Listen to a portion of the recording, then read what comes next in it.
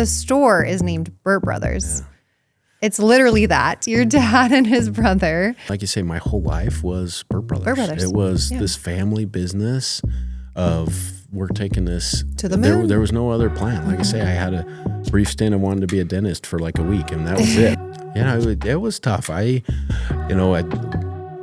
shut down. I'm not gonna lie. Anything that could go wrong for a woman after having a baby just immediately started happening to Aubrey. Your parents ended up getting a divorce. Was this Yes. before or after private equity? I'm 46. 46, Mm-hmm. and you're starting over. Yeah.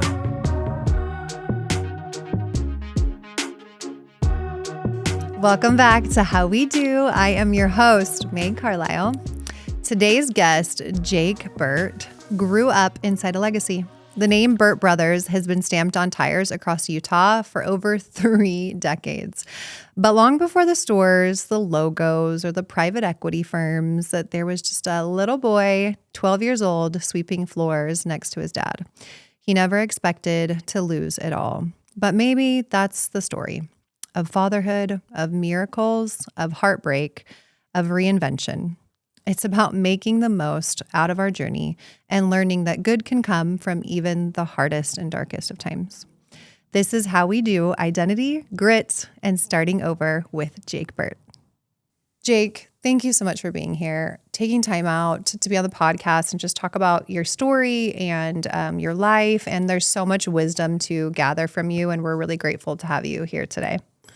Hey, life is good, and it's a great day. The sun is shining, and everybody's smiling, and that's the way it should keep going. I love that. Okay, so before, we talk about everything you've accomplished and the stuff you've done and how your life has taken you for ups and downs, take me back to the beginning where you started in a shop with your dad and your uncle and your brothers.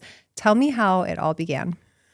That was a great day. Those were good days. So, it really started with putting my little BMX bike in the back of my dad's truck. Yes. And we had to be up super early because Saturdays at 6 a.m. they took us to Lee's Cafe in Bountiful, Utah for breakfast. Yes. And we would eat our eggs and bacon and load up, and then it was off to work to open the store by 7. And, we just were there for support for our dads and buoying them up, and probably for, a day off with my mom, not having to babysit us. But those were great days. I got really good at holding 2 32-ounce drinks on my BMX bike when they'd send me to the Circle K to get their Diet Coke refills and stuff to keep them going. But no, it taught me like lessons of just hard work and showing what was going on. I looked forward to those days. Yeah. It actually, we were a family business from the get-go, our first store in Bountiful in the early 90s. And, just the best of days. Grandpa was involved. It was kind of crazy. I was the afternoon shift. He would pick me up from school at like 2:30, 3 o'clock, drive me out to Bountiful, and then I would work the rest of the day and then drive home with my dad. After we clean up the shop, they'd count the tills and do the book work, and then I'd go home and do my homework or whatever. And I was 11, 12 years old doing that for a couple of days a week, and then I'd work all day Saturdays, and it just morphed into, then I started changing oil. Then I started, I turned 16. I had, saved some money up for my first car, and I needed gas money. So I was working more and more. And, I even got to the point where I wasn't even doing sports just because we, needed to be there to work. And so tell me about Burt Brothers. Tell me how it started with your dad and uncle, right? Yeah, your dad. Grandpa was involved as well. No, he wasn't involved in the business, okay. but just, he was retired by then. And it was just great for him to be there and support his sons. So first store opened in 91. 91. How many stores are there now? There's 29 stores today. That's amazing. Yeah. So, it was, it was crazy from starting out with those 2 employees of my dad and uncle to, we're over 500 employees now. So wow. it's pretty crazy. And just as we've dotted the whole Wasatch Front and everything, it just became a way of life. Right. I did serve a mission for a church. I came home. It was very influential that we got college degrees. So I was working along while I was getting my college done. I did all positions. I started out busting tires. That's what we called changing oil and fixing flats and all that kind of fun stuff. And I got into, running the shop, and I was the foreman. Then I was the salesperson. Then I got to do some outside sales. I loved that. I love going to the car dealerships and picking up cars and bringing You it got to back. see every aspect of the business. Every aspect of the business. From age 12. Yeah, well, I mean, I worked my way up from there. Right, and of course. I mean, they fitted us at very young ages how to hold a broom and Definitely, the hard work. We knew the right way to keep those things clean and those shops running in tip-top form there. But that was the great part of my whole childhood growing up. Starting my life, with some college degree, the importance of that. But it was every day just making it happen. I loved college because I studied business. I had my case study right there. You had a purpose. I had a purpose of hold on, how do we do our inventory? How do we grow this? This is what's going on. What's our marketing plan look like? And so I didn't have to go look up other businesses and study them. I was studying our business. How to grow it. So was there ever, throughout this whole time of your childhood, were you just carrying like the pride of your family name? Oh, 100%. Everywhere you went, right? The store is named Burt Brothers. Yeah. It's literally that. Your dad and his brother, right? It truly was. I mean, my dad, kudos to him, and my uncle Ron, they did that. They involved us at a young age. Yeah. I mean, it's kind of crazy to talk about it now, but like they take us to, car events, if it was a NASCAR race or something like that. And we'd be right there in the pits, like having these unreal experiences at super young ages that, just locked us into the business right there. And we worked hard. We got to go play hard. And we just wanted to see it grow. Yeah. Our whole life was just, they did dangle a carrot for us for quite a few years, just like, hey, you guys work hard. This is eventually going to be yours. Yeah. And we ran with that. And we wanted to be there to help them grow. Yeah. There was never any time you wanted to do anything else. Yeah. It was kind of funny. I thought I wanted to be a dentist for a brief moment. But then when I was in South America for 2 years, talking to people one-on-one like that and studying their faces, I was out on that. Yeah, you're like, it's not for me. I'll stick with tires. Yeah, tires, turn wrenches. Yeah, all that kind of fun stuff. But what I think I really loved about it was people would come to us with a problem. Yeah. Car's not starting, tires flat, whatever it might have been, we came up with a solution. Mm-hmm. We were able to help them out, service with a smile. We wanted to be that place, the only place in town that they wanted to go. Yeah. And we really built a great loyalty to customer service. That was what it was. I mean, it didn't matter who you were. You got the Burt Brothers service right there. I'll tell you what, as a woman, having to take my car in somewhere to get anything fixed at all gives me anxiety. Because I don't know if I can trust them to not just sell me 100 things that I do or don't need, right? It happens all the time. It did in Las Vegas all the time. Mm-hmm. And so I would always wait to see if my brother could go with me or my dad or something. And so I would build up this anxiety that I still have today. And every time I need an oil change, I'm like, Ryan, can you help me get an oil change? And so to know that there's a company out there like Burt Brothers that can give that kind of trusting service and customer service to people, that would build your business. No problem. Yeah, 100%. Right? I mean, our reviews that we got and still get to this day was we had the cleanest restrooms and, and bright lights and we were those people that weren't afraid to take you into the shop and say, this is why you need brakes. Right. We're not trying to sell you anything. Yeah. You're going to need this, in a few weeks or months, but we'll put that off now. Right. But, this is what your car needs to be safe, and we care about you, and let's get you a deal on it. And, honest. And go from there. And business was built like that. My dad and uncle did such an amazing job of just, they took at the beginning, how starting with anything, they were no days off, and it was just all, boots on the ground and making it happen. So who eventually got on board with that? You have brothers, and then you have cousins from your uncle. How many people involved? Yeah. So the second generation slowly started taking over right there. Okay. I have two younger brothers, and then I have two cousins as well that we were all together there. Yeah. And it was kind of funny as we started growing, we had one store, and then it's like, oh, we want to take a vacation. And then it's like the whole staff was gone. So it was like, oh man, we got to start growing and expanding and a few things there. And so a lot of that, we started, separating ourselves to other locations and everything as we were doing that. And it brought more opportunities too. I mean, they were definitely earned opportunities. Right. They were never given. It was, if this is the best situation for the company right now. I remember opening up our our first store that I was managing for the first time in Sugar House. And, you know, I think it was 2006. And it was like, am I ready for this? You know, or whatever. Yeah. And my dad's pulling me aside saying, hey, you've done this before, You've done the but work. you've done the work right here. Just keep doing it like we've taught you. Just show up every day, be the first one there, the last one to go home. Yeah. You know, you always got to be working the hardest right Definitely. there. And I just took that to heart, and we just kept running with it. That's so cool. So fast forward a few years, you get married, you find an amazing wife, and you have a baby girl pretty quick, right after getting married. And you guys want more children after that. Kind of walk me through that scenario. Yeah, no, I mean, just that things happen for certain reasons that sometimes in the moment you don't know, but you look back and it's like, that's exactly why that was supposed to happen there. But yeah, we were, Aubrey and I were married in 2004, and then it was late July of 2005 when Kenley was born. Yeah. And everything that could have gone well went well, and just perfect. She was, just a bundle of joy. I mean, I don't think I'll ever forget that moment when they handed me that little baby for a second. For a split second, I wanted a boy first, but when they handed me that little girl, and she just like looped her little hand around my pinky, and I was done for it then. I was a girl dad right there. So it was awesome, and she still has my heart right there. But yeah, anything that could go wrong for a woman after having a baby just immediately started happening to Aubrey. Yeah. And how do you predict this? The doctor says this, we didn't know either. Right. And, they start saying, do you want to have other children? And we're like, well, yeah, that was kind of always part of the plan. You do one, let's have another one at least.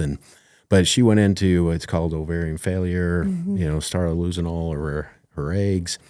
They're like, we'll just go in and... How young is she? She's in her 20s. She's, 28, 29, right around there. 20s, that's happening right there. And... that's so premature. That's just crazy. Yeah, not supposed to happen. No. And they're like, your bone density's bad, all these kind of things that are just complicating, like, why would you want to have more children or whatever? It's like, if you're going to do it, you better do it now. Yeah. Because your chances later, it's not going to happen. Right. So... they go in, do this little transfer, like we're going to just scrape all your eggs. We decided to do some IVF, and they're like, we'll just start this. Did that have like the highest rate of like getting pregnant, right? That was really the only option. Okay. Only option. It was that bad where they were like, you're not going to have any more children naturally. If you want to have children, you need to harvest eggs. And then we need to do, in vitro. And then we'll just pull all your child producing organs out of there, and, and just, to keep you alive. Oh my gosh. And how stressful is that for you? Oh yeah, it's just like, man, our life is good. Like we have this beautiful daughter, like we weren't even planning on having a baby, and now she's here and she's perfect. And and then wife's having issues. She's just not health wise, big scares that way. And we're like, let's just go for one more and let's just see what we can do. And so, they grab all the eggs that they can grab, and they grab 3. That's it. And that's the magic number. They thought they'd grab thousands. 3. And then they're like, well, we don't normally suggest doing 3, but they're all grade Ds. Like this just doesn't work. And for those who don't know too, like they grade every egg on how viable it is to survive, right? So you have like A, B, C, D. D is the lowest. So all 3 of them were D. Were Ds. Yeah. And they're like, we don't normally recommend this, but like we know the dire needs. There's no other plan B for you guys. Percentage wise, what percentage did they give you to like be able to just get pregnant with one of these? I can't recall it either, but it wasn't more than like 1%. I asked your wife. Tell me. It's foggy now. There's a lot of things that have happened since then. But she said, this is a number I don't think as a woman you would ever forget. To get pregnant again with an egg that they harvested, it was a 0.01% chance that the doctors gave you. Yeah. That's crazy. Yeah. And so hard to hear. Yeah, and we were lost. We were hopeless. We were, it made us cherish our moments with our little daughter Kenley, more and more. But it was just this, we'll figure it out mentality type thing. But like, who knows? We're going to leave it up to the man upstairs, that knows really what's going on. We're just down here doing the best that we can do, and being as positive as we can with these situations. And so there's a part of you that just has to surrender, right? Yeah, You're like, 100%. we're not in control of this. Yeah. whatever's meant to be will be. But you're right. Big man upstairs will take care of what he, will or won't. So true. Yeah. So true. Surrendering. And so fast forward to the story here just a little bit, but they do the transfer and she's just deathly ill, just totally sick. And I just, we take pregnancy tests. They were inclusive. It was still saying that negatives, just all these different little stories that we were just kind of losing hope. And we had to go back in for another little doctor appointment. And I just remember them doing immediately an ultrasound. And I'm no doctor, I don't know what I'm looking at, but they put the little thing on the screen and I'm like, there's 2 of those little things inside there that you're like, I can see. I that's twins. We were high-fiving hey, we got a bargain. We just got a bargain right here. Things are looking up for us and everything. But then the nurse and the doctor were kind of looking at the screen and they were, little whispering type thing. And we're like, is this bad? What, what's going on? And then they roll the thing over again right now. And they're like, we're hearing another heartbeat. Oh. And then all of a sudden you could see 3 triplets. And I think I fell out of the chair, at that point. I was like, the doctor made one other joke at the end. It was a joke now, but he was like, let's just see if there's any more in there. I was trying to pull the plug on the machine, But back to the 0.01% chance of one of them taking, you guys got all 3. Yeah. So blessed. I mean, it wasn't just heading to the races at that point. No. It was still just we got a long road ahead of us. Yes. There's a lot of preparation. They put her on super high risk from the get-go. The University of Utah Hospital was truly amazing on just really prepping us for, for the worst. I mean, they were there, but we had to keep them growing, keep them healthy, and then just get them here, in one piece. And it was a journey. It definitely was. They did an amazing job. Hats off to those guys. They prepped us for months in the NIC unit. They're not going to come home with you. One of them might come home sooner than others. Well, the chance of them all living, to full term is so rare, right? Usually 2 or 3, right? Mm-hmm. Twins or triplets, there's complications because 100%. of how the babies grow. 100%. And I give all credit to Aubrey on this right here. Aww. She was, just feeding them Klondike bars and, all the other things. I was going to the store in the middle of the night. Anything she needed. But she couldn't put on any weight. And these babies were just taking everything from her. Mm-hmm. And, but it truly was a blessing in disguise. And it was so wild here. And it was so funny because they prep you don't touch a baby in the NIC unit. They'll, they're going to just be, shipped off and they'll need the care that they need. And our first family photo of them, it's kind of awkward, but I'm holding 3 little footballs because within minutes of them being born, they just kept one would go to the NIC unit and it would get handed right back. And then they'd be like, oh, what? They're healthy babies. Healthy baby. Just give it to the dad, I guess, And I'm just I'm seriously holding 3 footballs and because they're all 4 or 5 pounds. And I'm just I don't know what I'm doing right here. But and all boys. All boys born a minute apart from each other. Wow. And then they were born on a Monday. Yeah. And we all came home together on a Friday. That is unreal. Yes, that is unreal. Unheard Never of. happens. Yes.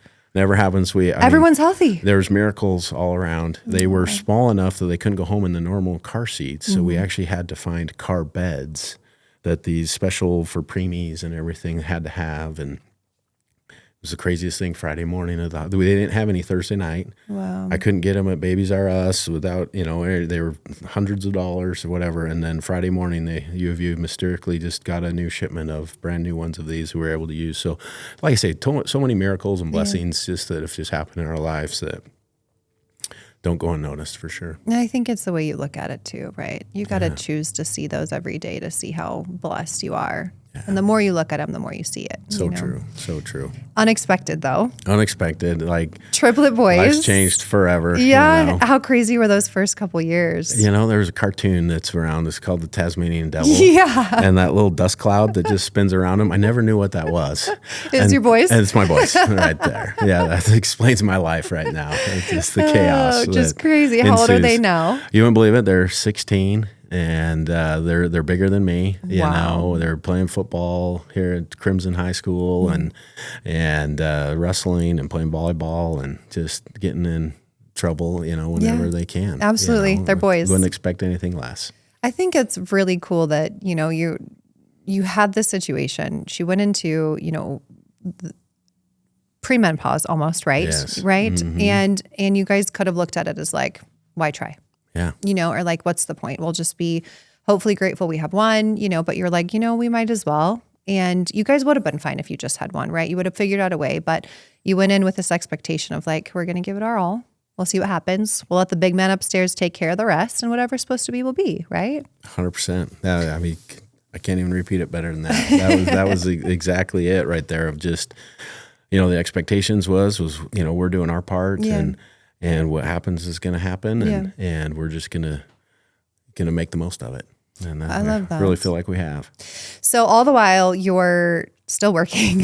Oh yeah. Now you have to work even harder. You're hoping to grow the stores even more, right? You're working with your, you know, your brothers and your cousins and growing the business. And you guys grew fairly quickly, consistently, right? Over the next few years. Over the next few years, we were growing about a store every, you know, 16 to 18 months right there. That's fast. And it was That's fast. a lot. Yeah.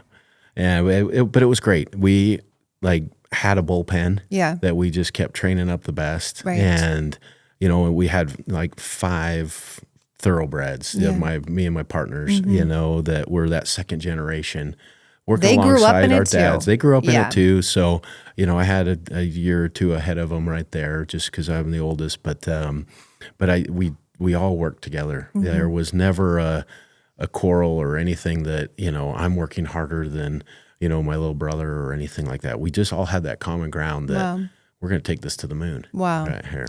So at some point you guys decided that you wanted to bring on some private equity, right? Yeah. How did that come about? How did you decide that that's what you wanted to do? Yeah. I'll back up just a titch right there, because it was, you know, always that carrot I mentioned earlier, my dad and uncle that had for us that, hey, this is going to be yours one day. Yeah. And so, you know, finally we got them corralled a little bit and said, hey, let's put a value on this. They actually had an evaluation done. And there was at this point, there was a private equity group that came in and wanted to buy us. Wow. And so that's kind of helped us arrive at a value, but also, it's flattering. You're like, oh my gosh, for your dad and uncle, for everybody involved. Like, okay. Yeah, all of a sudden, and there's a lot of zeros on the end of those evaluations and different things. And it's just like, wow, this is truly amazing of like the fruit of our labors. But part of this particular transaction, we were gonna be out.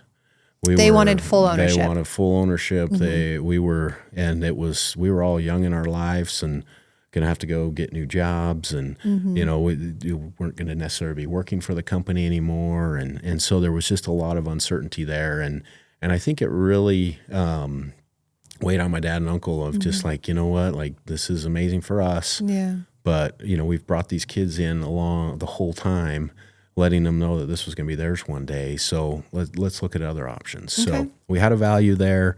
We obviously didn't have the funding or anything like that at that point to do that. So they graciously were the bank for us. Wow. And so we pulled together the most money that we could get for them. They were the first people we paid every month right there to just keep it going. It was nice having them on the board. We kept, you know, them with some benefits of the company and everything. And that's just like best case scenario for a family company like this. It like truly was. That you don't hear that very often, that things go smoothly and everybody kind of works hard to give more to the other person than they want to take. Yeah. That's amazing. No, it was seriously hats off to my dad and uncle for just what they did with us. And what they built. Like, on how they built it, and just, you know, and we worked hard for it, you know, and so, and it finally came to fruition. That was great. Yes. But it was one of those things after the next couple of years, it was just, I don't know if my dad had little premonitions of something in his life that was going to be changing or what, but you know, you do work so hard, and it's just like, man, I kind of just really wanted that big payday. I'm tired. Like, not that I'm worrying about my sons and taking care of like the business coming, but you know, if I did have those, you know, millions in my bank account, you know, there's a lot I can do. What would that look like? And that would change a lot of things and stuff. And so it just started a lot of conversations. And so we were introduced to this equity group that came in, and they courted us pretty well, and really, you know, our eyes were open to, like, this is a great way that can pay off our dads. Right. Bring in a big sum of money. Bring in a big sum of money. They're off the hook. They Yep. can go right off into the sunset, go on those African safaris Yes. and do all the fun things that they want to go do that they've worked so hard for, and, be able to deliver that. And then at the same point, we felt really comfortable and everything there too, that we were partnering with the right people to take us to the moon. To grow. They had funding. They had smarts. There was all the people working at they graduated from the nice colleges and everything that knew their stuff. These private equity groups too, and not all of them, but a lot of them, they're fully staffed with ready to like scale companies, right? Correct. They know exactly what to do, how to take these companies and just grow them to the moon. It's not always in the way you want, but they know logistically how to do it. Yeah, 100%. And we knew we had a great system. Right. But it was one of those things that, we're growing every 18 months, a new store. Wonder if we started growing every 2-3 months. Totally. A new store. Yeah, double, like triple. So like, let's do this. Let's see how fast we can get to 60, 90, 100 stores. And just dot the map along Utah, grow into Idaho, grow into Nevada, Arizona, wherever it took us right there. And we love that I-15 corridor. Yeah. And just growing north and growing south. And, and so our eyes were opened and we were up for the challenge, and we were ready for next levels of work and those kind of things. So you brought them on. We brought them on, and Dads got to go. And got to go enjoy their lives and everything like that. And then, we start to have an opportunity to expand down to St. George. Yeah.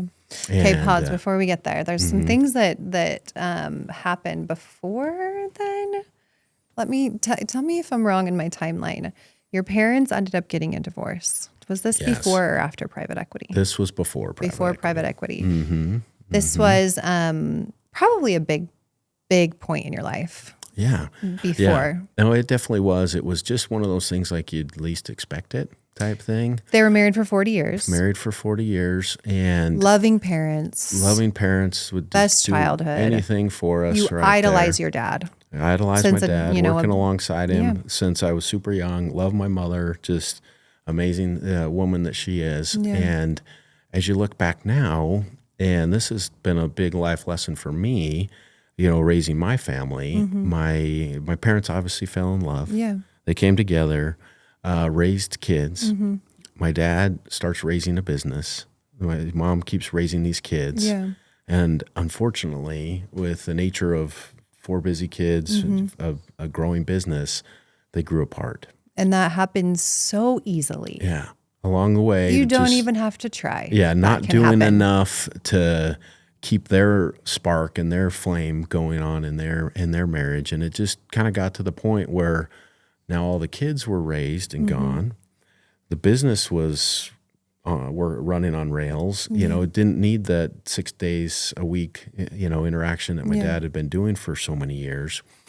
When they came together again, there just wasn't enough of that commonality that where that spark was at one time, that it was shining very brightly at that point. I mean, you're married, it takes work. 100%. Right? My parents, when I got married, they said, I want you to know that a happy marriage takes work. It doesn't just come, and my mom would always say, like, it takes 100% every single day for you to have a happy marriage. And so I went into it knowing, like, this is something you got to work at, and it's very easy to just get caught up in life and just let kids, busy kid schedules and work and other things get in the way of making you two a priority. So that I think is quite common. It happens more than you think. Yeah, no, 100%. And that's where, like I say, I'm blessed now that unfortunately my parents had to get divorced for kind of me to learn this lesson. Right. But it's like I have to make time to spend with my wife and my family. She needs to be number one in my life, and then the kids come after right there. Absolutely.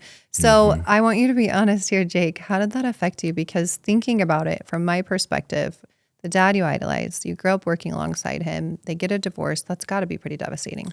Yeah, it was really tough because, I have a sister, and then obviously my 2 younger brothers, and unfortunately it kind of came against the boys versus the girls, and it was not intentional at all on our part, but it was like, Almost like you had to choose sides. I had to choose sides type thing. And I'm like, well, I work every day with my dad, Right. but I still love my mom. And so it was just kind of like, I kind of backed off of both during that time of just, you guys can't expect me to choose. And I know you're not meaning to make me choose, but I still have my wife, my family at this point. And it, like I say, it definitely made it tough, but I don't think it was definitely their intentions during those things. I think it was how they were dealing with a lot of those issues at that time too. But, they, like I say, they did the best. And then we just never anticipated that. I remember, Aubrey's parents were divorced at a super young age for her. And so it was a little different. She had different weekends go to be with her dad and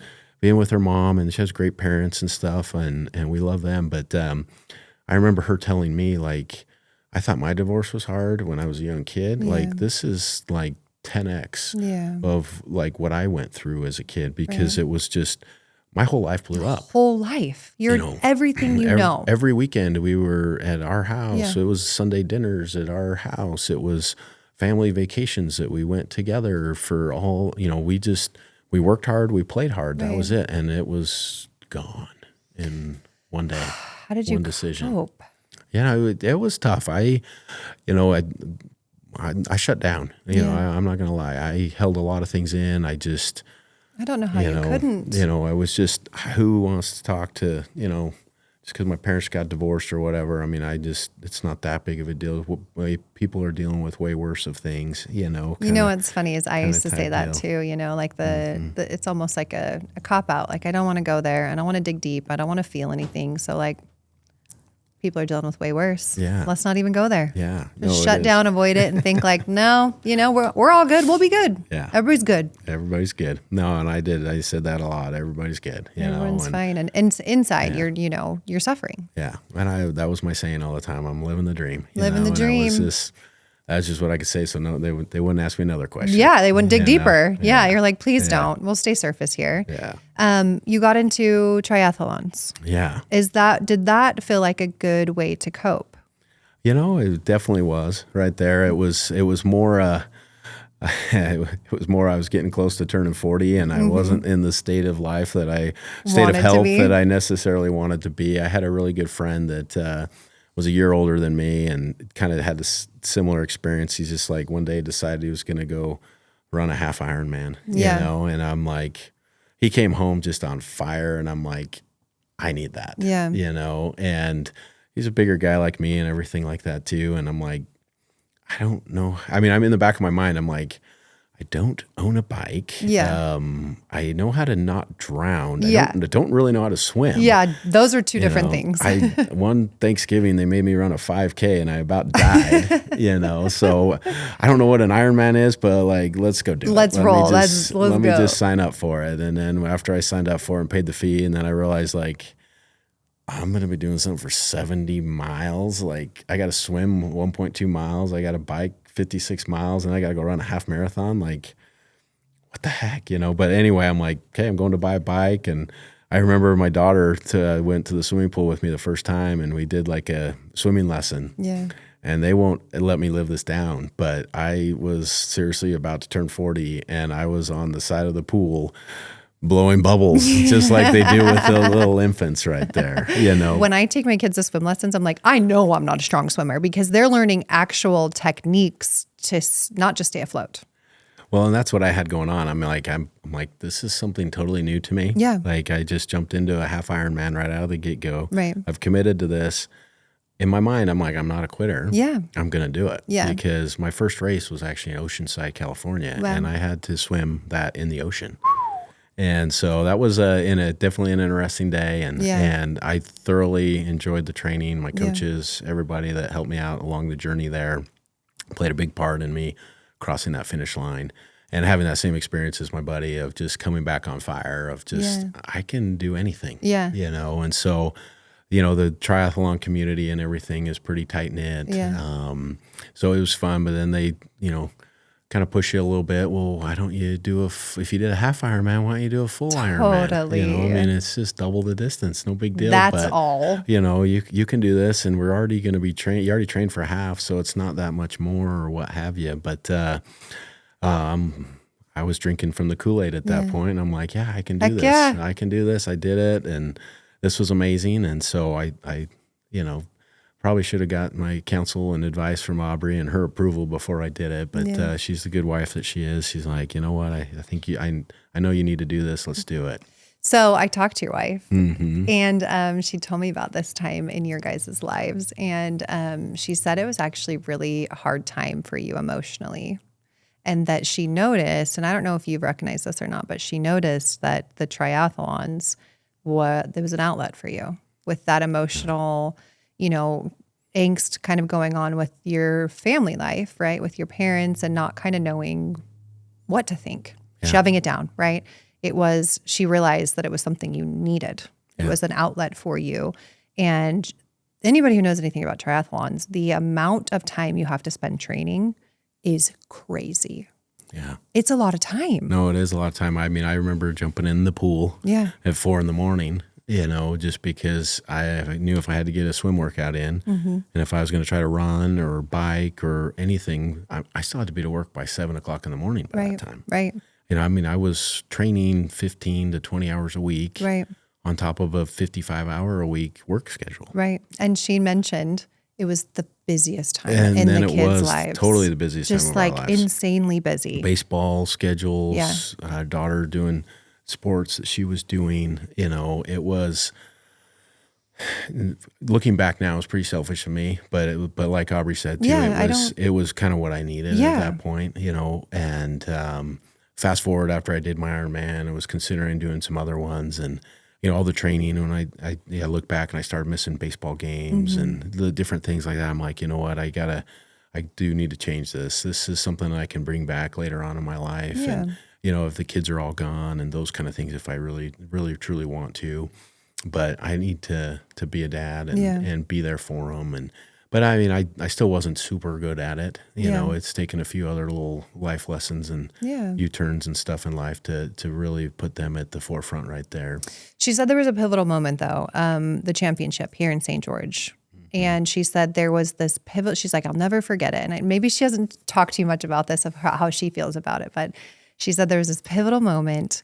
Your dad supported you through all of your Ironmans, right? All of your triathlons, your Ironman. He was there at every race, which was healthy and awesome for you.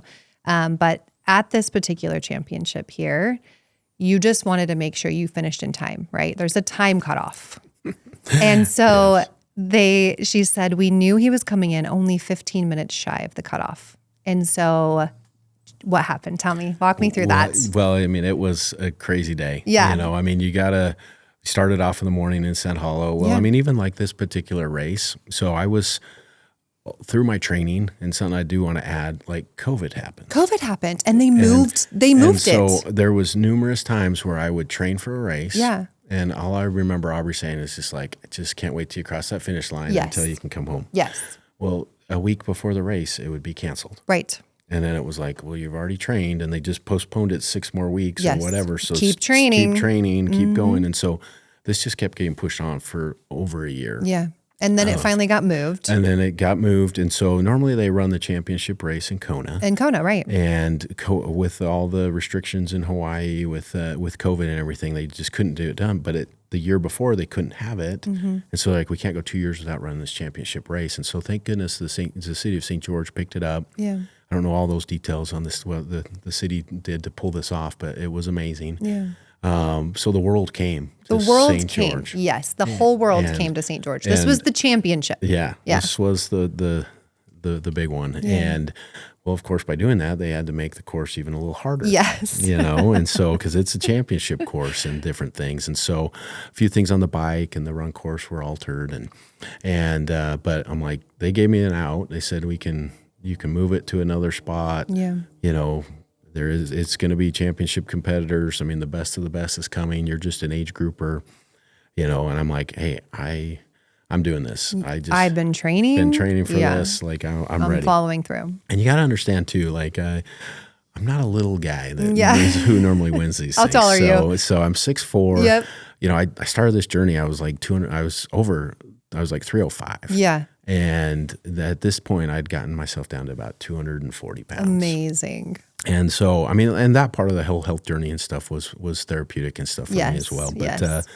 But still in that racing circuit triathlon, you are part of the Clydesdale division, like literally right there. And so, but I was not expecting to be on a podium. Like I say, my whole goal the whole time was just to finish. Just to say that, I mean, there's a super small percentage of anyone that even participates in these races that finishes in time. Finishes. Yes. And so we had a great swim. The swim went the best right there. 2.4 miles out at Sand Hollow. The weather couldn't have been better. Yeah. It was just a great course and everything there. Then I got on the bike and we got going 112 miles, and I did not account for the wind. I mean, we trained in different things like that, but it was really hot and it was really windy. And I just remember climbing Snow Canyon, which is at the tail end of the race. And I was out of nutrition.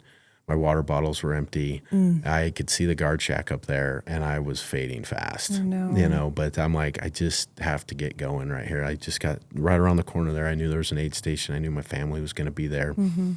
But the bike ended up taking me about an extra hour and a half from what I had planned. Right. And so I knew the marathon was gonna push me. After you do all the swim and all the bike, you have to run a full marathon. It's crazy. Yeah. So I came in, got back on the bike, or got off the bike, and started running. And then I got there, and it's an out and back course, and so you basically run out, 6 miles, then you come back, and then you go back and do it again, and then come back for the 26 miles. Just the out and backs, and so. Just running through all these roads right around here, actually. I mean, it was amazing. I had my kids all there, and they all took turns kind of like running alongside me here and there. Or one of them had a little scooter and was, just keeping along the roadside right there, trying to keep up along with me and motivating me. And I was kind of at the end of my rope, though. I mean, I was...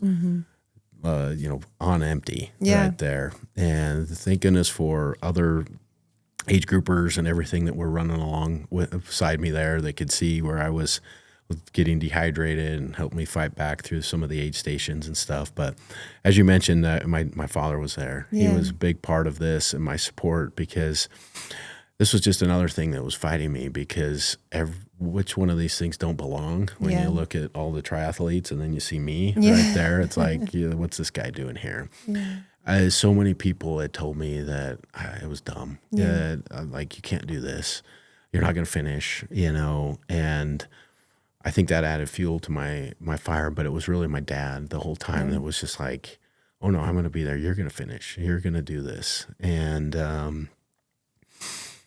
getting a hug from him at the finish line, when he did it, like, it truly was amazing. It truly was amazing to just have that be full circle. I mean, obviously my dad was there and my kids were there. My family was there. It was 18 minutes before the cutoff time there, but it didn't matter. It didn't matter. I was an Ironman. I still am an Ironman. Nobody can take that away from me. Absolutely, right there. And but it was super special. She told me it was like this pivotal moment. She said she watched you and your dad hug, and she said she knew right then and there that it was like a peaceful moment for you, And I'm getting emotional thinking about it, because all the while you're training, I can imagine the angst going on inside of you of just the things you're not dealing with, or not talking to everybody about. And it's coming out, and you're running and you're training and you're proving your worth, and you're proving your love and your dad's love and this hardship, right? And then to have him support you in all of these and be there for you and say, you can do this, and giving you a hug at the end, that's beautiful. Oh, just having him there. I mean, it was pretty close to midnight. It had been a long day for everybody right there, and it was super special. Yeah, she said it was an incredible time in everybody's lives, like your family, and it was a really healing journey. Well, and he was living down here in St. George at the time, so it was right here. We were staying at his house, and I mean, they just rolled out all the stops to just make sure it was a special weekend, and it's so definitely cool. One I won't forget. Ugh. So he was down in St. George. You were living up in Salt Lake. I want to jump back to business, right? He's already bought out. You brought in the private equity, and you get an opportunity, like you had said, to move here, right? To St. George, that like to open a store here. Yeah. Take me back to that. Yeah, no, it was a great opportunity. I was running our HR department at the time, and to be honest with you, I didn't really love it. I mean, I love building the culture and working with our teams, but there was just too much of help me with my direct deposit and a few other little things that I'm like, you know what, I miss the day-to-day interactions with our customers. Yeah. I excel in that. Customer service has always been one of my fortes and everything. And when we had this opportunity, Aubrey and I had talked about like how much we love St. George and vitamin D is just healthy for the soul and all those kind of things. We knew with her health and all those kind of things that it couldn't hurt. Yeah, you know? Your dad's here. Yeah.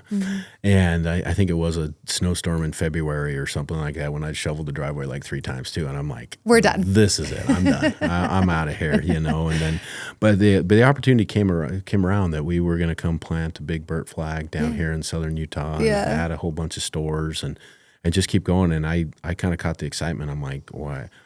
I'll get back into retail and just the day-to-day operation type things that I truly excelled in. I was really good at and stuff. And so I put my name in the hat for that. And it was almost like, this is meant to be. This needs to happen. And but it was a big sacrifice for us because Kenley was just getting ready. She was graduating that year. The boys were just going from junior high or going into junior high, excuse me. And they were the hard sell. You know, my daughter Kenley's like, oh, heck yeah, we're going to St. George. I was going to go down there anyway, and, you know, for some school. And so the boys were a little bit of a hard sell, but once we got them down here and they haven't looked back. But yeah, we got down here, got going to St. George. And she said you moved here first. Was that right? So what happened is we opened the store in February of 23. And got the store. Well, I was working during the week, going home on the weekends, kind of getting those things. We'd sold our home, and they were gracious enough to lease it back to us until the kids got out of school. And then I was down here trying to find a home, trying to search for those kind of things. That's another story in itself too. Yeah. But you were living with your dad. I was living with my dad and everything like that. And right as we got the store finally ready to open, he passes away totally unexpectedly. Has a heart attack in How much time Palm did Desert. how much time did you get with him? From February to April, Monday through Thursday, Friday, right? And I was With every him night, just we'd do dinner, we'd barbecue, we'd go look at properties, we'd drive around St. George, we'd just go do fun things that I had missed out on a lot just because of raising kids and him living down here, the divorce and a few things. It was great to be able to connect with him. Yeah, what did that feel like? Too. Was it healing for both of you guys? It really was, because it got to a point where we got to have a lot of these conversations to where I kind of felt like my dad was like, felt sorry for maybe what he caused to breaking up our family and a few things like that. But it was almost like a closure thing too, because I was able to tell my dad, it was actually a couple weeks before he passed away, that Dad, I'm not mad at you. Like I get that you want to be happy. You deserve to be happy. And you've got this new life that you're able to be happy. Yeah. I'm happy for you. Right. Like everybody else is, things changed, but things change and we just have to deal with it and be good. And I just remember even getting another hug from my dad at that point, like, this big weight had been lifted off his shoulders of just because he had a good relationship with my other 2 brothers at the time as well. But I was kind of like that, not dealing with things very well and not wanting to talk about things and different things. So we got to open up and we got to connect again like that. And then just the last rug just gets pulled out from underneath you when you get that phone call that I talked to him in the morning. Right. I talked to him that day, just checking in on him. How's the trip? Because they were pulling their motorhome down to Palm Desert to spend the week and just they bought this big RV that they were going to just start traveling the world or the country anyway. And they pulled into the resort, backed the RV in and started getting situated. And he, fell over and had a heart attack and was gone. Wow. And just minutes like that. And I'm like, when I got that phone call that night, I'm like, no, you're pranking me. Like, no, we have plans like next week when he gets back. Like, no, this is not happening. He was the Energizer Bunny. Like, he had perfect health. He was just the rock that we all looked to, that was like, no one ever once thought that he would not be here. Right. And all that changed in an instant. Unexpected. It Totally seems like unexpected. it seems like a theme of your life. Yeah. The triplets, the divorce, he died. I mean, and then you're moving down to St. George, all so very unexpected. Yeah, there was no undoing any of those kind of things. Right. His big thing that we'd always say is just be all in. Yeah. And that was kind of like our big saying with our family and stuff, like, hey, we're all in on St. George. We're all in on the family. We're all in on just being the best versions of ourselves that we can be, So you're moving your family down here as you're grieving. Yeah. How? And trying to start a new life as you're grieving and starting a new store, opening a new store, like that's tough. Yeah. You're trying to be the rock for your kids. They need friends. They need stability. They need, all these things. And all the while you're like, I've carried Burt Brothers, my dad's dream this whole time, right? It's my dream now, but I've also carried his legacy. Like that's a lot to handle. Yeah. No, it still is when you put it that way right there, of just, you really took a look from the outside in at that point of figuring out what was important. So many things just changed with I knew I'd had grandparents pass away, and, you mourn them and they were influential in their lives. But when it was like your rock, Your dad, that was like, we talked numerous times daily, right. Of just growing business, celebrating each other. And I was just getting to the point where, I was going to be living next to him, here real close. And, they had a place up in Stonecliff, and so they could just totally overlook from their patio right where we live right now. And so he's like, I'm always going to be checking up on you. And, just a lot of those things were all just coming to place right there. And so, to answer your question, it was, I had to be the rock. I had to figure out what I wanted to do. And so it just caused me to look differently at the way that I had been doing a lot of things in my life. Like, is this what I want?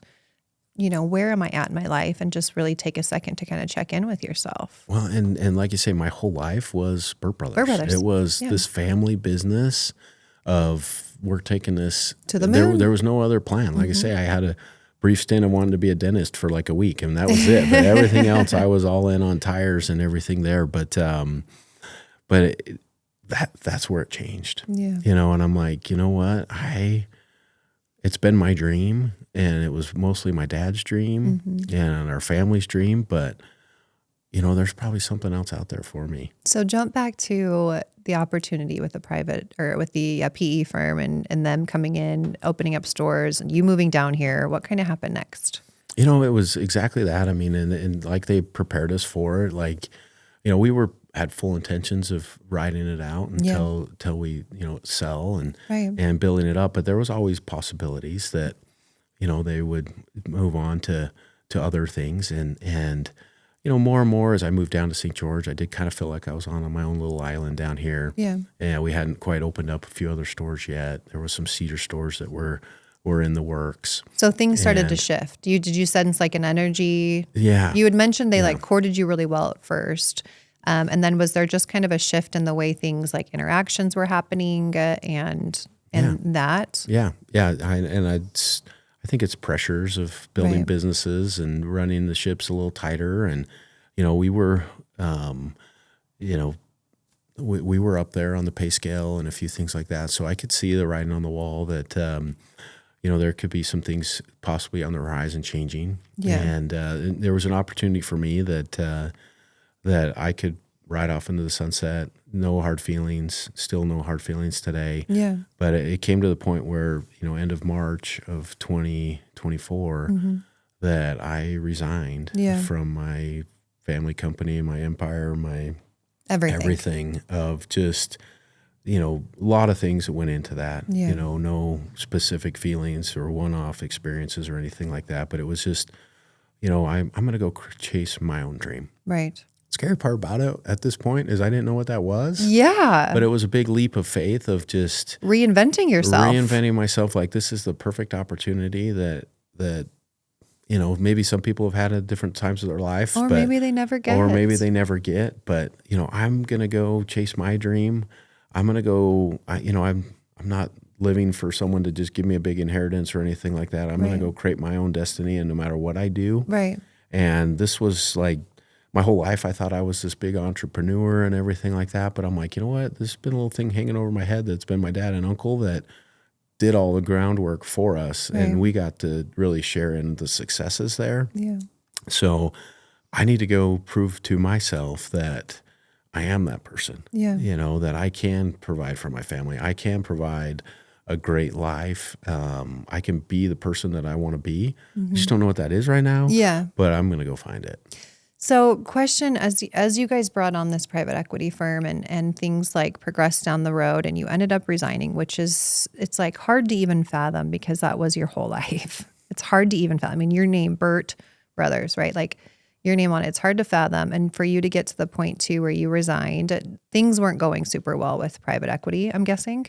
No, they were going good. They were going fine. Yeah, you just didn't see, just, you guys didn't align. Yeah, things were going good. There was seriously no pressures there or anything, but it was just, how can I word it right here? It just, some of the expectations and a few other little things, some of the things that made Burt Brothers. The culture. The culture and a lot of those kind of things were shifting. Not as important to them as they were to us. Yeah, so things were shifting. Yeah, it was more bottom line and they know how to scale companies. Those kind of things, which makes perfect sense. And I think that was the hard part for me that even today, like it's, I hear about somebody having an experience and it's just like, that might have gone different if we were still there. Yeah. But at the same point, like they're running their business now and I have to, I just have to be fine with that. Right. And I trust them that they are going to take it to the next level. Right.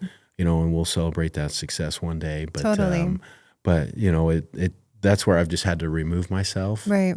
And you know what? I mean, was that hard? Oh, it still is hard. Okay. It still is hard because, I still get phone calls. I still keep great contacts with old vendors. And, we were a tight group right there where we needed each other, and we celebrated each other's successes and stuff. And so, and our teams, I still keep in contact with our employees that I hired from 20 years ago, so you can't take that kind of stuff away. And so, but like I say, we're just out trying to make it happen and they're going to do great things. Yeah. And I just have to trust the process that, that we're in good hands with their leadership teams and everything going forward. And I just wish them nothing but success. Yeah. It's impressive too, that you're able to see that for your mental health and for your well-being, you needed to remove yourself. Yeah. You needed to try something new, reinvent yourself, prove to yourself that you could be the person, that you always thought you were. That takes guts. Yeah. It does. It's so much easier to just like play the role and play the hand you've been dealt, right? It is, I think in a way it may cause more angst, but it's easier to just kind of go with the flow. But for you to make a decision for your family to try something new and reinvent yourself. How old are you now? Yeah, I'm 46. 46, and you're starting over. Yeah. Yeah, it is. But it's exciting though. It's exciting. Because I figure our lives are books, yes. And I was able to just close that chapter and it might have been an abrupt close and the complete, part 2 now. Yeah. But that's what my mantra has always been, be the best version of yourself. Yeah. And, I could kind of see myself going down that road that I wasn't going to be the best version of myself. Yeah. There was times at work that it wasn't fun to be at work anymore. Yeah. And I'm like, and those were the kind of things that made my decision easy of, I know there's something else out there for me. Yeah. I know I'm a happy person. Yes. I know I've seen bigger things that are coming my way. And as I manifest different things like that as well, that I'm ready to go chase those things. Yeah. And not that the Burt Brothers was holding me back or anything like that. It wasn't. Things changed. But just things changed. When my dad passed away, it was just, it changed. Your whole world changed. I moved down to St. George, and it was like, not to get a big ego or whatever, but in Salt Lake, like everywhere I'd go, I'd run into somebody that I knew, great customers, all that kind of stuff. And to be honest with you, I love it. My family said, "Oh, Dad's signing autographs," and, what have you. But I moved down to St. George, and it's like no one knows you. Nobody knows me, and I'm okay with that. But once they get to know me, they're, I'm grateful that I've got to know them. Our paths crossed, and hopefully it's mutual right there. And so I just knew the new beginning was there for me. Yeah. And I've enjoyed this last year of figuring out what that is. What are some of the things you've tried? So I was going to open up a gym. Yes. Love it. I was going to open up a gym. We were going to open up a little clothing store. Yeah. There was like too many things. I mean, something with golf, if I remember. So, that's what I had to make the right decision on. What do I want to do? Like, if I could retire now, what would that look like? Yeah. And so I found myself out at Black Desert being a caddy. Nice. And I still do it part-time out there, and I absolutely love it. And it's therapeutic, and it's making me a better golfer. And I've met some amazing people. That whole resort out there is top-notch right there. So. And now you're looking into real estate. You just got your real estate license, right? Yeah. We've had a lot of success over the last decades of our life with real estate, with buying rentals and just putting things in our portfolio and stuff. And I'm like, and then our commercial real estate broker was extremely influential in helping us to grow Burt Brothers. Yeah. And I love that relationship that we had with him, and just understanding our business. He would show us different properties. Hey, this is why you need to be here. Look at the cap rates. Look at the traffic. Like, you need a Burt Brothers here. Yeah. We would do it, and we would have success. That's really what I'm looking to be for the next generation right here. I want to be that commercial agent. I mean, I can do anything, but I want to be that commercial agent where the people that know me, they know how I work. That was the relationships that I really loved when I was on the retail sales fronts. People would come in and just throw me the keys and just say, call me when it's done. Yeah. Is it going to cost $100? Is it going to cost $1,000? It didn't matter. They just knew it was going to cost what it was going to cost because I was on the job. I love that. They weren't going to get anything that they didn't need. Yeah. They were going to get the tires that I would put on my car because I knew their scenario, if they, to keep their family members safe and everything like that. And so I'm looking forward to getting that relationship with a lot of business owners and just people that know me and that now know that I do real estate. Yeah. I can be that benefit in their life that, if it's helping them grow and scale their business. That's awesome. To go to the next level. That's awesome. Jake, I think it's amazing to get the opportunity to reinvent yourself. I think their life is too short not to get chances like that. And I think it's really cool. The circumstances of how it unfolds is never how we expect. But it's cool that you're taking it as an opportunity and not seeing it as like, it's the end of me, right? Like I don't have an identity anymore. I'm done. Because I think that's a choice too, I have a couple questions for you before we wrap this up. If anybody out there is looking to get investors for their company and blow it up, do you have any advice for them in that?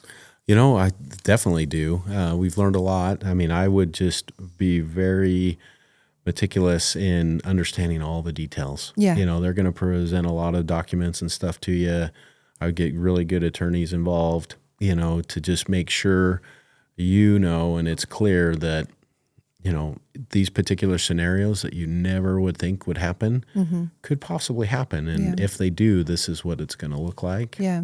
So I would, strongly suggest to anybody that if they are scaling a business, they're going to be bringing in some investors, just be, uber sensitive to, what exactly is going on, all the ramifications of what you're signing and doing that you will be held accountable for. Right. And you make sure that doesn't keep you up at night. Like aligns with you. Yeah. Yeah. Because eventually, like with the company, things started to maybe not align so greatly with just who you are as a person. And I think initially, if you maybe knew that or understood more, you might have been like, let me ask this question, or something. I think that's great. And I think Burt Brothers being such a strong culture too, finding people that align with that culture and want to keep that culture and instill that culture is huge, because it's kind of hard to find. Yeah. That people that get your culture. Yeah. Well, I mean, it's just like getting your hair done. You know, Yep. you want to go somewhere that just knows you Yep. and you're comfortable with, and you don't go back to those restaurants where you have bad experiences. No, exactly. And we were the same way. And I think it's that way in every interaction. Yep. You bring the light that you have, and people want to be around you or they don't. Yeah. And so sometimes you got to look inside and make sure that you are, shining that light that you need to be shining to those people. It's impressive, Jake, as I look at just some of the brief things we've picked out in your life, and all of the unexpected things that have happened, the triplets, your dad and mom getting divorced, your dad passing away, moving down here, exiting the company you thought you would grow to the moon and be a part of forever. All of those were opportunities for you to, be bitter, actually, right? And ask, why me? This is too hard. I can't do this. Yeah. And you didn't, though. It's made you a better person, and you've chose to bring light to everybody else. Anybody who knows you, you just exude light and love. And I think that it's impressive that every time something unexpected happened, you chose love and you chose to see the good and blessings. And I think that comes back full swing. A practice that I started doing a couple years ago was, I call it my gratitude list. Yeah. And it's 10 things every morning that I'm grateful for. Yeah. And a lot of times, for a time, I was texting them out to friends and, mentors and other people that I just, if they were on my list or whatever, I'd text them that day. But starting off your day in gratitude is, I think, the best way to start a day. I agree. I do the same thing. I keep a gratitude journal, and I've seen it physically and mentally change me. Yeah, it's so true. Unless you do it, you don't know what we're talking about right here. And I would invite you to start, and even if it is just 3 things. I agree. Every day. But you start, everything changes for you. It does. The person that cut you off on the way to work or whatever, all of a sudden is not a hindrance anymore. It's just like, you're like, oh yeah, they're having a bad day. They're having a bad day. Maybe they're in a bigger hurry than I am. Like, it's okay. I think that was the biggest one for me, of just like, all of a sudden I'm like, man, I don't need to have all this rage while I'm driving in a car or anything like that. Like, they've got bigger issues, and I'm good. I put my own 2 shoes on today. Absolutely. Like, the sun is shining, like the birds chirping. I mean, I've picked out some pretty, inclusive things, but when you really deep down and get the, a loving wife, amazing kids, like amazing neighbors, family members, like when they make those kind of impacts in your life, to be able to see those things, it's like, I don't have anything to be upset about. I don't have anything to be upset about. Like, everything could go wrong for me today, and it wouldn't even matter, because I know deep down, and I'm just super grateful for all that I have in life. It's going to turn out all right.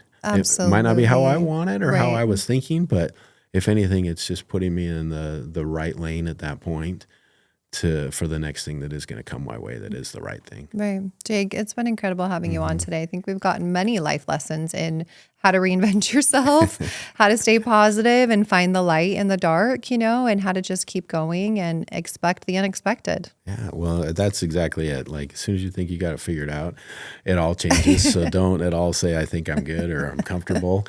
That's usually as fast as it comes. But, that's really my thing is I just, every day I work on being the best version of myself. Sometimes I screw up, and that's just how it is. So I get to try harder the next day. Yeah. And that's what just keeps me going. I love it. I can't wait to see this next chapter of life unfold for you and just to kill it in the real estate market. And it's going to be exciting. Oh, everyone's going to be smiling. It's going to be good. Thanks for coming on today. Oh, thank you. Thank you for joining us today on How We Do. Your executive producer and host is Meg Carlisle. Your co-creator and producer is Ryan Carlisle. And today's episode was filmed, edited, and directed by Braden Ball. You know how we do.